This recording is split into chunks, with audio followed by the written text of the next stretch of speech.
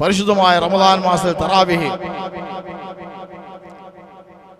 മക്കത്തെ 20 റക്അത്ത് നമസ്കരിക്കുന്നു, മദീനത്ത് 20 റക്അത്ത് നമസ്കരിക്കുന്നു, ബൈത്തുൽ മുഖദ്ദസിൽ 20 റക്അത്ത് നമസ്കരിക്കുന്നു. നമ്മുടെ ഇന്ത്യ രാജ്യത്ത് കേരളത്തിൽ തന്നെ 99% പള്ളികളിലും 20 റക്അത്ത് തറാവീഹ് നമസ്കരിക്കുന്നു. എന്താ കാരണം?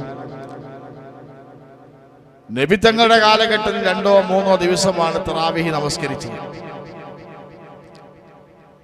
പിന്നീട് ജനങ്ങളെ കൂടുന്നത് കണ്ടപ്പോൾ നബി തങ്ങൾ ആ നമസ്കാരം, ജമാഅത്തായുള്ള നമസ്കാരം ഇതിനെ നിർത്തി നബി തങ്ങൾ വീട്ടിൽ പോയി ഒറ്റയ്ക്ക് നമസ്കരിച്ചു.